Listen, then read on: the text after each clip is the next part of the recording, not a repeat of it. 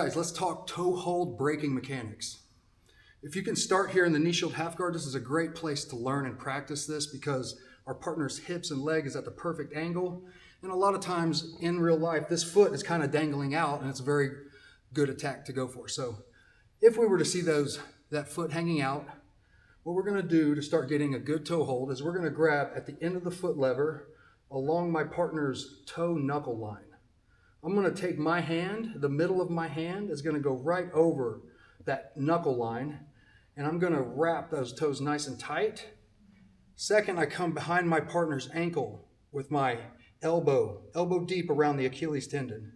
I don't want to be way down here. I want to be up here, and I'm going to use the placement of my elbow and my forearm to bend my partner's foot and expose that outer ankle right here.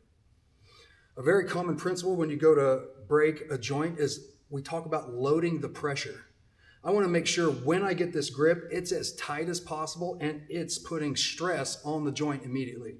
So when we block this ankle, we force bend that foot over. If you see this fist punching up to create a lot of tension, I'm then going to switch my thumb and grab my own wrist here and then roll my wrist and bring that in close to my body.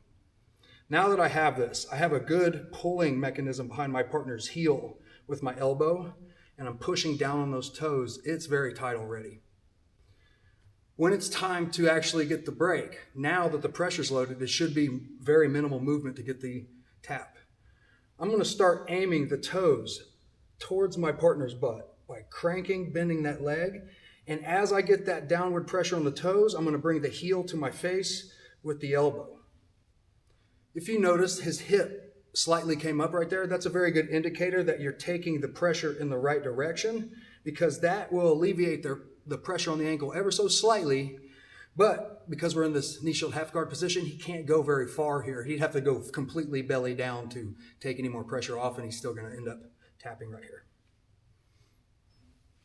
So when I'm in this knee shield half guard, we can push into our partner, get them to frame on us. If I sense their foot is hanging out, I'm going to reach back, secure the toes, quickly turn, block the back of my partner's ankle, forcefully bend his foot over as I lock that grip tight, bring it in close to my body, aim the toes at the butt, elbow to the face.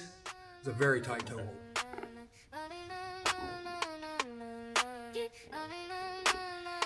hold.